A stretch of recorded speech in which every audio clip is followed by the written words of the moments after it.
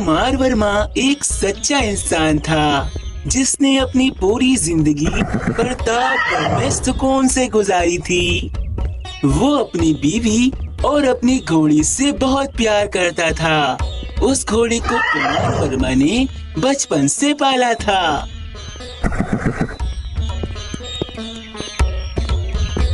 हाय मेरी घोड़ी, कितनी प्यारी हो तुम। दिल करता ही नहीं कि तुम्हारे पास से कहीं जाऊं। बस हर समय तुम्हारे साथ रहने का मन करता है। सुनो, अपने घोड़े को छोड़ के घर पर आ जाओ, मुझे तुमसे कुछ काम है। ओहो, ये भी किसी भी समय मुझे फौरन से बुला लेती है। तुम चिंता मत करना, मैं अभी तुम्हारी मालकिन की बात सुनकर वापसी तुम्हारे पास आता हूँ।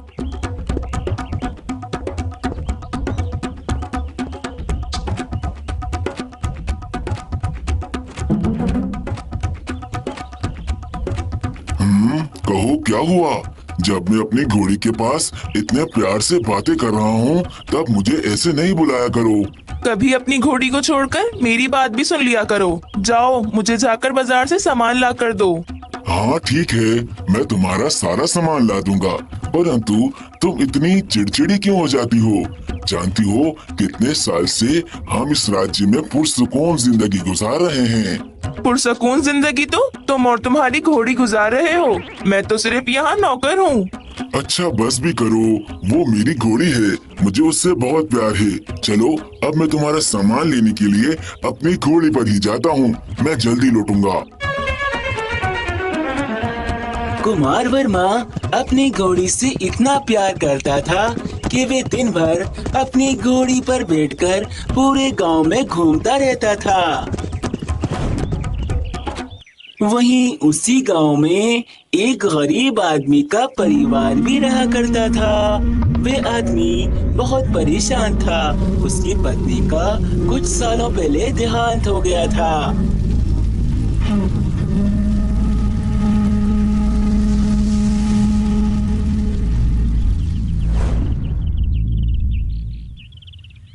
हाय रे, मेरी फूटी किस्मत।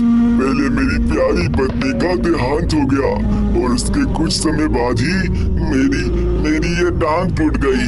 मैं तो अपने बल पे ठीक से चल भी नहीं पाता।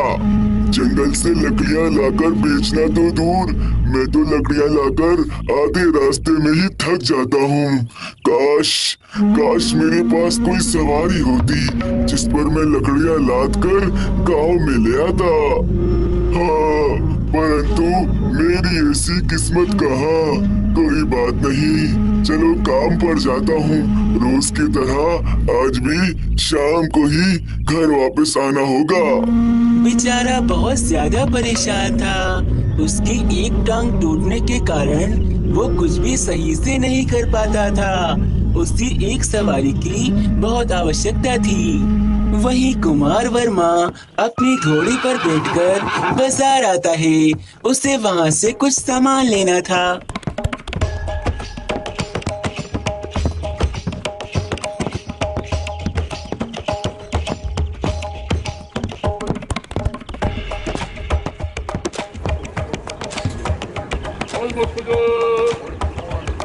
हाँ, चलो मेरी घोड़ी, सब कुछ ले लिया जो भी तुम्हारी मालकिन ने मंगाया था। चलो अब घर की तरफ वापस चलते हैं। कुमार वर्मा अपने घर की तरफ वापस जा रहा था। तभी रास्ते में उसे वही गरीब आदमी मिल जाता है। रुको, ए भले इंसान, मुझ पर दया करो। बस मुझे अपनी इस घोड़े पर बिठाकर जंगल के थोड़ा पास छोड़ दो। मैं बहुत थक गया हूँ। देखो, मेरी टांग भी टूटी हुई है। मुझसे अब और चला नहीं जाएगा। हाँ, तुम ठीक तो कह रहे हो। तुम्हारी टांग तो वाकई में टूटी हुई है, परंतु ये हुआ कैसे? मैं जंगल से लकड़ियां काटकर वापस आ रहा था। उस समय लकड़ियों का वजन मेरी कमर पर कुछ ज्यादा ही था। तभी किसी पत्थर से टकराकर मेरी टांग मुड़ गई और मैं लुढ़कता हुआ जंगलों में जा गिरा। अच्छा, तो उस हादसे की वजह से तुम्हारी टांग टूट गई और अब तुम ठीक से चल नहीं पाते।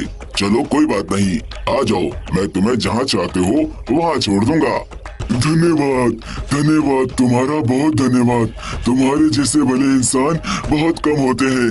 अरे आ जाओ, एक बार मेरी घोड़ी पर बैठ कर देखो, ये तुम्हारा सफर कितना रोमांचक बना देगी।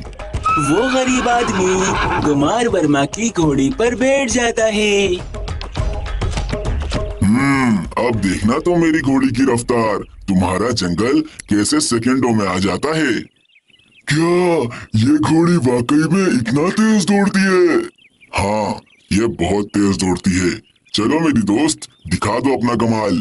कुमार वर्मा की घोड़ी दौड़ते हुए हवाओं से बातें करती थी।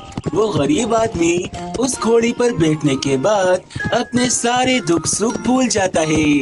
उसे ये सफर बहुत ज्यादा रोमांचक लगने लगता है। अरे वाह, ये घोड़ी तो बहुत ज्यादा तेज दौड़ती है। ऐसी तेज रफ्तार घोड़ी मैंने आज तक नहीं देखी। ये सफर तो बहुत ज्यादा तेज है। हाँ देखा, मजा आ रहा है ना? ये मेरी घोड़ी का कमाल है। इसे मैंने बचपन से पाला है। अरे वाह, ये घोड़ी तो कमाल है। अगर मुझे ये घोड़ी मिल जाए तो मेरे आने जाने का सफर कितना रोमांचक और मजेदार बन जाएगा। मैं लकड़ियां लेकर आऊंगा, मुझे पता तक नहीं चलेगा। परंतु ये घोड़ी तो इस आदमी की है। नहीं नहीं, अब से ये घोड़ी मेरी होगी। ये घोड़ी मेरी होगी। कुछ ही समय में जंगल जाने का रास्ता आ जाता है।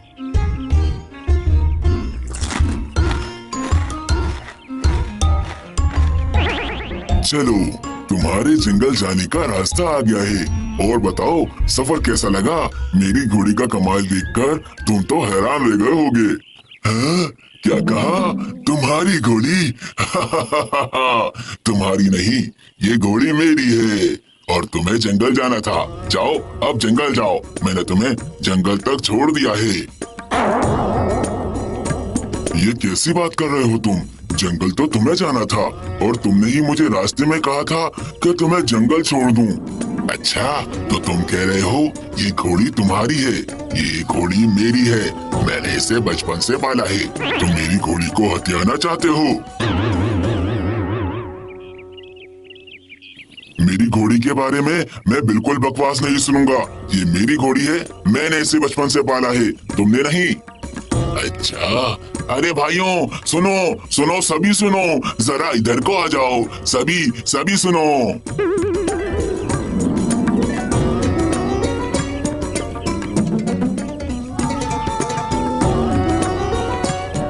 मैं इस आदमी को गांव से जंगल तक लेकर आया, वो भी अपनी घोड़ी पर। परंतु अब ये आदमी मुझ पर इल्जाम लगा रहा है और मेरी घोड़ी हथियाने की कोशिश कर रहा है। ये मेरी घोड़ी है और ये मुझसे छीनना चाहता है। नहीं नहीं, आप इस धोखेबाज आदमी की बातों में नहीं आइए। ये मेरी घोड़ी है, मैंने इसे बचपन से पाला है और ये हमेशा मेरे साथ ही रही है। अरे, ऐसे तो तुम दोनों ही ये कहते रहोगी कि ये घोड़ी तुम्हारी है, परंतु हम ये कैसे मान लें कि ये घोड़ी तुम दोनों में से किसकी है? भैया, ये घोड़ी मेरी है। सच में ये घोड़ी मेरी ही है। नहीं, ये घोड़ी इसकी नहीं है। ये तो मेरी घोड़ी है।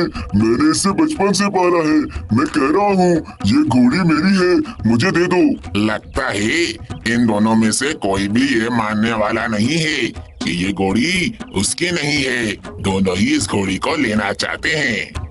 दोनों में से कोई भी ये बात मानने को तैयार ही नहीं था कि ये घोड़ी उसकी नहीं है। दोनों को ही घोड़ी चाहिए थी। तभी महाराज के दो सैनिक उस भीड़ में आते हैं।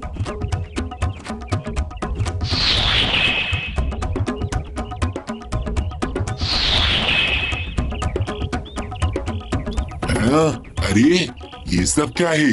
ये भीड़ कैसी है? क्या हो रहा है यहाँ पर? अरे सैनिक जी, अच्छा हुआ आप यहाँ पर आ गए। देखिए ना, ये दोनों आदमी कब से उस घोड़ी पर लड़ रहे हैं। एक कहता है ये घोड़ी मेरी है, तो दूसरा कहता है कि ये घोड़ी मेरी है। दोनों में से कोई भी नहीं मान रहा। समझ नहीं आ रहा कि ये घोड़ी किसकी है। अच्छा, तो ये बात है, मैं समझ गया। जरूर इन दोनों में से कोई एक आदमी झूठ बोल रहा है। चलो तुम दोनों महाराज के पास। अब महाराज जी इस बात का फैसला करेंगे कि तुम दोनों में से ये घोड़ी किसकी है।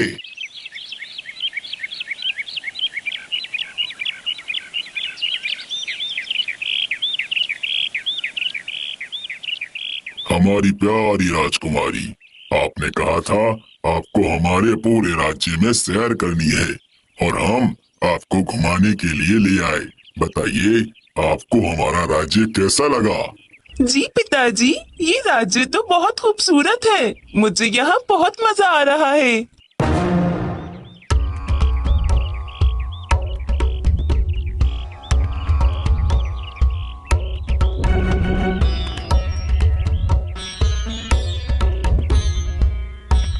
महाराज की जय हो। महाराज महाराज, गांव के अंदर ये दोनों आदमी कब से लड़ रहे हैं इस घोड़ी के ऊपर। दोनों में से कोई मानने को तैयार नहीं कि ये घोड़ी किसकी है। अच्छा, यानी कि दोनों में से कोई एक जरूर झूठ बोल रहा है और हमें झूठ से सख्त नफरत है। तो बता दो कि दोनों में से ये घोड़ी असल में किसकी है। महाराज, ये घोड़ी मेरी है। मैंने इस घोड़ी को बचपन से पाला है।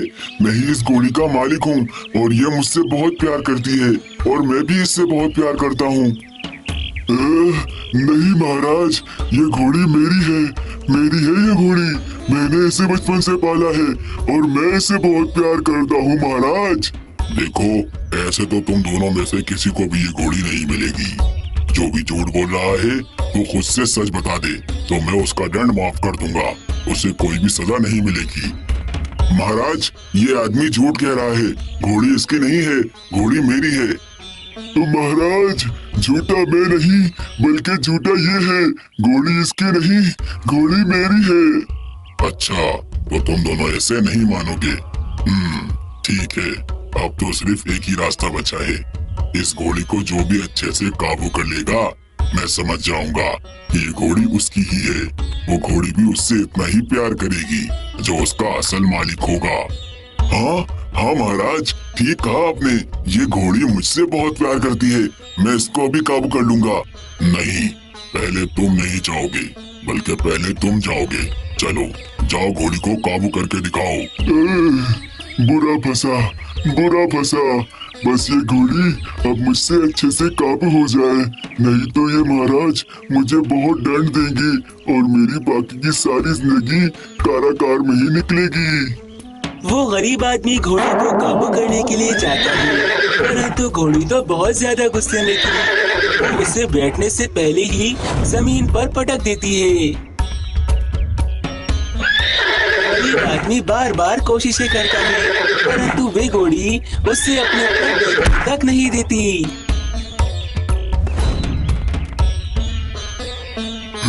ठीक है, इसका मतलब ये घोड़ी इस आदमी की तो बिल्कुल नहीं है। अब तुम्हारी बारी, तुम जाओ और घोड़ी को काबू करो। जी महाराज, ये मेरी घोड़ी है। मैं इसे अभी काबू कर लेता हूँ। कुमार वर्मा बहुत ही आसानी से उस घोड़ी पर बैठ जाता है और वो उसे कुछ भी नहीं कहती, बल्कि वो घोड़ी कुमार वर्मा को प्यार करने लग जाती है। सैनिकों, पकड़ लो इस दुष्ट आदमी को। यही झूठ बोल रहा था। ये घोड़ी इस आदमी की बिल्कुल नहीं है। नहीं नहीं महाराज, महाराज मुझे क्षमा कर दीजिए। मैं ये सब कुछ नहीं करना चाहता था, परंतु मेरी मजबूरी है। मैं क्या कर सकता हूँ? क्या कहा? मजबूरी? परंतु कैसी मजबूरी? महाराज, मेरी टांग टूट चुकी है। एक हादसे के अंदर मेरी टांग टूट गई। मेरी पत्नी भी कुछ समय पहले मर गई थी। अब मैं अकेला ही घर में हूँ, घर चलाने वाला। मेरा बच्चा मेरे घर पर मेरा इंतजार करता है और मेरी हड्डियों में अब इतनी ताकत नहीं बची कि मैं जंगल से पैदल जाकर वहाँ से लकड़ियाँ तोड़कर लाऊं और उन्हें गाँव में बेचूं। बस इसीलिए मैं चाहता था कि मेरे पास कोई सवारी आ जाए जिस पर मैं अपनी लकड़ियां रखकर ला सकूं और वापस जंगल जा सकूं। आज सुबह जब मैं इस घोड़ी पर बैठा तो ये बहुत ज्यादा तेज थी। मुझे ये घोड़ी बहुत पसंद आई और इसीलिए मैंने झूठ कहा कि ये घोड़ी मेरी है। मुझे माफ कर दिए महाराज। तुमने झूठ तो कहा है, भले मजबूरी से ही कहा हो, इसीलिए तुम्हें 6 महीने की सजा सुनाई जाती है। परंतु जब तुम अपनी सजा पूरी करके बाहर आओगे तो तुम्हें हम एक घोड़ी इनाम में देंगे। धन्यवाद, धन्यवाद महाराज, आप बहुत दयालु हैं, मुझे ये सजा कबूल है। ऐसे कुमार वर्मा को इंसाफ मिल जाता है। उसकी घोड़ी उसके पास वापस आ जाती है। वह बहुत ज्यादा खुश था और वो अपनी घोड़ी पे बैठकर वापस अपने घर चला जाता है।